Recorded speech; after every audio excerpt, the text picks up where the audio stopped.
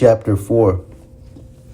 In the early 1980s, 1981 between 1982, the California Department of Corrections, CDC, had witnessed much bloodshed between the Nuestra Familia and the Mexican Mafia. In an attempt to derail prison gang problems, CDC decided to remove problem inmates from the general population altogether. Familianos and MA members alike were charged with assault, stabbings, and murder. These problem inmates were identified, taken off the main lines, and placed in the security housing units, SHUs, to keep California's two most violent prison gangs away from one another and to protect other inmates. In the beginning, this separation plan appeared to be somewhat successful, and because of it, it seemed that California's prison gangs problems began to settle down. As soon as the SHUs, aka the whole, began to exceed capacity, however, both sides found new ways to continue their ongoing war. By mid-1981, both sides had completely regrouped and were gradually reestablishing themselves to enable them to function within their new surroundings. The NF realigned their O with the Black Guerrilla family, and the MA continued its alliance with the Aryan Brotherhood. Once contact was made with their respective allies, prison gang associates began supplying their counterparts with all necessary information, weapon stock, and other unauthorized contraband, enabling the NF and the MA to regain a strong foothold, regardless of where they were located. By this time, the NF had earned the reputation of being drug dealers and murderers, both in and out of prison, thereby drawing the attention of several federal agencies. After a lengthy investigation, the FBI arrested 21 key NF members for violation of the Racketeering Influenced and Corrupt Organizations RICO Act. A federal grand jury charged that during 1977 and 1982, the NF was responsible for at least 136 slayings inside and outside of prison. It was the first time the federal government had ever charged a prison gang under the RICO statute, which was originally designed to combat the Italian Mafia. After the conviction of several of these key leaders, NF succumbed to law enforcement pressure and planned a reorganization of the gang. Prior to these convictions, there had been no concept of colors. It hadn't mattered what geographic location a Latino inmate had come from. All that had mattered was if they were of Latin descent, what their beliefs were, and who their allies were. La Raza was not given the option of being neutral. No matter who they were or where they came from, all Latino inmates were forced to take sides with either ways of the MA or the NF. Keep in mind that many NF members are from Southern California, known as being from down south, and some MA members are from Northern California, known as being from up north. Where an NF or MA member used to live while he was on the streets, or where he had come from before he was incarcerated, wasn't that all important. Geography didn't matter. The determining factor was one's beliefs. There was something known as homeboy favoritism, however, and it was being practiced by a few selfish homeboys on both sides who were from the same city, town, or neighborhoods. These same city homeboys felt that they should show one another preferential treatment over all other Latino inmates. Although geographic location wasn't supposed to be a factor, the practice of homeboy favoritism resulted in most MA members being from down south and a majority of NF members being from up north. This in turn played a major role in the claiming of colors due to the fact that when Familianos began being taken off main lines, the rest of La Raza, or the non-affiliated Latino inmates, were left to defend them in their absence.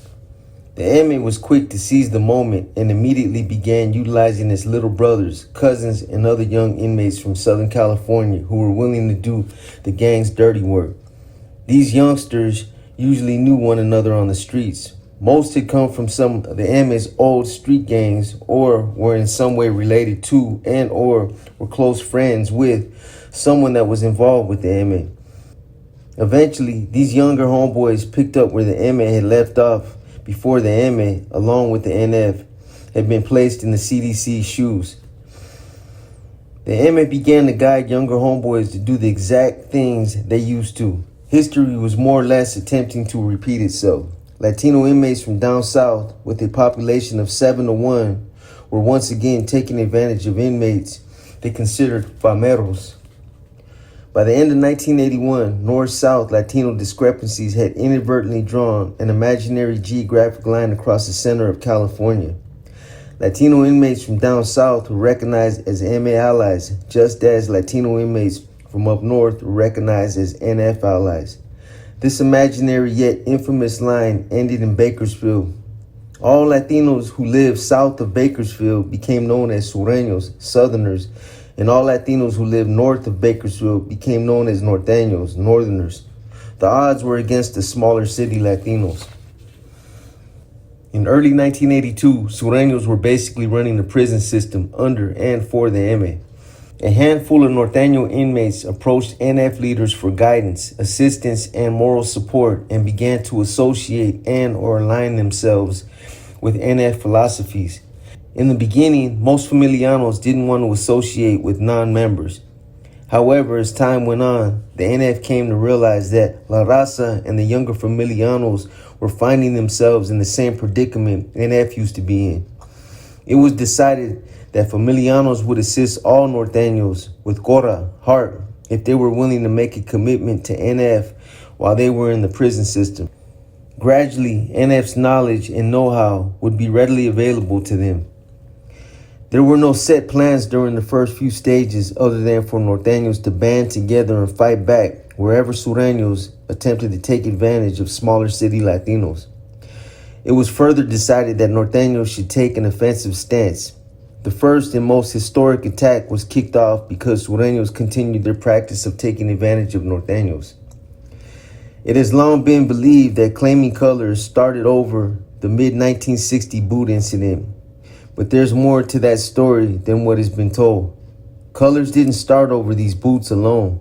Rather, it was the forceful taking of an inmate's belongings that initiated the claiming of colors. It just so happened that similar situations turned out to be the final straw. The incident that solidified the rivalry between Norteños and Sureños took place sometime in mid-1982 at Folsom State Prison. Sureños who were attempting to take advantage of Norteños began demanding that Norteños pay rent to live in their assigned cells. In response, Norteños decided to present a united stand against Sureños. Plans were set, targets chosen, and attacks were made. In those days, most homeboys wore blue bandanas. Norteños, for identification purposes during their first organized attack on Sureños, decided to wear red bandanas. This idea was a major success, and the red bandana strategy paid off in full. Norteños were able to quickly identify one another, and all other Latino inmates who were wearing blue bandanas that day were either hit, beat, or stabbed. From that day forward, both sides adopted colors, red for Norteños, blue for Sureños. Norteños identified with the color red as the blood of their enemies, the number 14 for the 14th letter in the alphabet, the letter N for Norte, or North in English, which represents Northern California. Sureños identify with the color blue, the number 13 for the 13th letter in the alphabet, the letter M, which represents their forefathers, the Mexican Mafia. Sureños also identify with the word sur, South in English, which represents Southern California. In late 1982, colors were in full effect. The NF, aware of the importance of using younger fameros as fronts to divert attention from their illegal activities and of putting its Norteño recognition plans together, decided to systematically assist in the formation of an allied organization that would unite Norteños with a common cause, enabling them to function in an organized manner under strict guidelines similar to those of NF. Rules and regulations for elite Norteños were devised and implemented, and all those considered heavy NF sympathizers immediately began to embrace this new order, which eventually became known as La Nuestra Casa. In English, Nuestra Casa, NR, means our race. Its primary purpose and goals are to work for the betterment of La Raza, mutual respect, and social status of equality for all Norteños. The NR, a NF-spawned prison gang, is seen as an extension of the NF. Founded in New Folsom State Prison, It's also known as a northern structure. Its members, like Familianos, are considered hardcore inmates, and the majority are Latinos who come from violent backgrounds, have lengthy criminal histories, and are from Northern California. Most NR members and their associates refer to the NR as the cause, the struggle, and/or the elite circle. NR members themselves are called Nortenos, hermanos, brothers, or Bs, but are most commonly referred to as bros. Its insignia is an eagle holding a dagger in its beak, with a sombrero in one talon and a book in the other. The open book is inscribed, "A lion cannot avoid the cages as a fox cannot avoid the traps, but if a lion learns to think like a fox, he can avoid being trapped." Identifying tattoos, none of which are earned, consist of the letters NR, 14, X4, or XIV, Norte, stars, and/or a Huelga bird. All NR members are subordinate to all active Familianos, but are superior to unstructured, non-affiliated Norteños. Regarding membership, NR recruitment procedures aren't as strict as the NF's, although this has changed over the years. Although similar guidelines are followed, murder isn't a requirement. Membership lasts only while a member is in prison. That's kind of changed over the years too. And no lifetime commitment is required. While in prison, however, NR obligations are binding until death. This new concept was put in writing. Our future behind the walls depends largely upon each and every one of us as Norteños. The will to leave old attitudes to the past and the will to adopt new and more meaningful and fulfilling ideas. The determinations to fight and challenge all those whom oppose our unity and advancements towards equal justice. Let each of us as Norteños recognize the true purpose of our struggle as a close-knit raza. Furthermore, let us also be the enlightenment and inspiration of others behind the walls that stand victim to the prejudice and abuse of the misused authority within the penal system. Advancement demands change.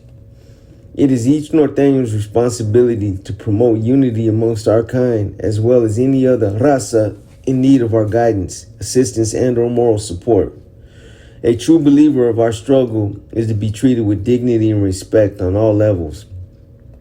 The true purpose and goals of a Norteño behind the walls is to establish a strong positive attitude for himself as well as for the raza and any other minorities in such need. It is apparent that within a Norteño struggle for better educational opportunities, social respect, and equality, there exist those who are of the same heritage and background who for their own selfish reasons create obstacles and work alongside other group segments that are contrary to our struggle. These degenerates are known as bandidos, who thrive upon their own people's hard work, sweat, and blood. Within our struggle, there is no room whatsoever for the bandidos or their kind. Those who seek to destroy and undermine our raza's efforts to rise above their standards of living have, through their own actions, made it possible for us and other groups like us to come together, henceforth presenting a strong, united front. It is urgent that a Norteño understands his duties and responsibilities, and at the same time asserts and anticipates the many sacrifices we will all come to endure at one time or another. Many of us will make it to the streets, and some will eventually return, while others will not make it for a very long time, and still others will never make it beyond the walls. However, while we are on the inside, we must establish a strong foothold in the Pinta for all those who will remain and all those who shall return. Our foremost and ultimate goal is to eventually establish a strong front in all Pintas where one is able to do his time and enjoy all the advantages and privileges that make existence behind the walls more bearable, while at the same time expanding one's area of need, such as education, vocation, and other necessities essential to our future accomplishments. Once firmly established in the Pinta, our struggle will gradually expand to the streets. The struggle on the streets will, of course, be on a much greater scale and will basically follow the same concepts of Nuestra Casa. To fully succeed in our cause, the investment of hard work and time will be much. There will be stumbling blocks in the midst of our paths, But through this, we shall allow our setbacks to serve us as experience, and experience will be the spirit that puts the fire in our hearts and minds for our future accomplishments and victories. To fully accomplish our set goals and objectives, all Norteños must function on the same level of awareness and discipline. This involves the following 14 bonds of NR rules and regulations adopted for all Norteños, as all fronts must function on the same level. NR rules and regulations known as the 14 bonds. Number 1. All Norteños will strive for a better education, respect, and social status of equality. This includes and goes beyond acquiring any and all incentives and privileges entitled to an inmate. 2. All Norteños will take a strong positive attitude towards aiding and assisting all those of Latin descent, as well as any other minority group worthy of our cause. It is our duty to work together in harmony and unite those forces in alliance with us to reach our set goals. 3. A Norteño will do everything in his reach and capability to acquire mainland status. For these are the grounds we must secure for our fellow Norteños and all those who live for the cause to have a strong established pinta to go to without the threat or interference of the opposition. 4. In order to continue our struggle with far less difficulties, there shall be no tolerance created by internal confrontations, individualism, or homeboy favoritism. No Norteño will spread false rumors or negative gossip about a fellow Norteño, and at no time will a Norteño attempt to take advantage of or disrespect a fellow Norteño's RICO or Familia. To do so will result in serious repercussions. 5. All Norteños will acknowledge and respect the authority in charge at all times. No Norteño will feel inferior to one who holds rank or position, nor will a Norteño holding rank or position of some type feel superior over his fellow Norteños because of his status. 6. Any and all data pertaining to a new arrival shall be reported through its proper channel immediately. See household procedures, especially which endangers a life or is contrary to the cause. 7. At no time will a Norteño endanger the life of a fellow Norteño. There shall be no fighting amongst Norteños, nor shall any cowardice dealings with the canine or enemy be tolerated. To do so will be dealt with accordingly. Number 8. No Norteño will lie or boast about his status, be rank or file. He will take high regard for his physical and mental well-being and will always strive to better himself and become more aware and educated in all aspects relevant to the accomplishments of our sect. Number 9. Should a Norteño be transferred from one facility to another, it is his sole duty to establish a branch in union to procedures set henceforth and work hand in hand with other Norteños at said facility in parallel with other pintas. Number 10. Every chapter and stronghold of Norteños will keep track of all enemy activities behind enemy lines. Number 11. It is each Norteño's responsibility that is aware of our struggle to teach and school all those destined for the pinta. No Norteño should enter the pinta blind or without knowledge of our struggle behind the walls. Number 12. A Norteño will protect and defend his household to the fullest, no matter the circumstances or consequences. This means standing next to a fellow Norteño or the cause, both battle or struggle. To abandon such responsibilities will be considered an act of treason. Number 13. A Norteño leaving to the streets is encouraged to assist his fellow Norteños behind the walls in whatever form or fashion he may choose. This is not mandatory, but is a step toward the elite circle of the dedicated Norteño soldado. Number 14. A Norteño shall stay abreast of all new laws, policies, and procedures. No portion of this format is to be misinterpreted or abused for personal gain. To do so will be considered as an act of treason. Most members are only committed to NR while they are in prison. Those select soldados who choose to extend their commitment to the streets usually end up in NF's rank and file. However, although NR members are given the opportunity to function on the streets, the foremost and ultimate NR goal was to establish a stronghold within the prison system. By the end of 1982, NR was in full force. Members were allowed to function alongside familianos both inside and outside of the California prison system. Those with intellectual stature were given intensive NF training, a sense of direction, and placed in leadership positions. The ones chosen as leaders were authorized to set their movement in motion. By 1983, NR's struggle had officially begun and progress was being made toward achieving its goals. NR was considered a force in its own right. Structured Nortenos were taking an aggressive stance against Sureños, and throughout the California prison system, there were numerous north-south confrontations. Both sides were relentlessly violent toward one another. On January 22, 1984, while prison officials attempted to quell a disturbance, an NR member named Paulo from Sacramento was shot and killed by a prison guard for refusing to lay down his weapon. This infamous incident is but one of many that occurred at New Folsom State Prison during this period of time. In honor of Paulo's memory, January 22nd, 1984 is recognized as NR's anniversary date. I don't know if I agree with that. Note, with the creation of the Nuestra Casa, the Nuestra Familia successfully fooled the federal government. On March 8, 1984, the Federal Bureau of Investigations, FBI, circulated an internal document that reported that NF was no longer an active criminal organization. The FBI didn't know that NF members were still calling all the shots and attempting to expand the organization. Along with the advent of NF leaders approached Vindiola's gang in an attempt to reconcile differences. The Fresno F-14ers refused to return to the fold, reopening an old and infested wound. The two gangs warred for over a year that ended with an on-again, off-again truce. A year later, the Fresno clan adopted the initials BDS and FBD, which stood for the Fresno Bulldogs, the mascot of the local college, California State University, Fresno. Ironically, they adopted red, the school's color.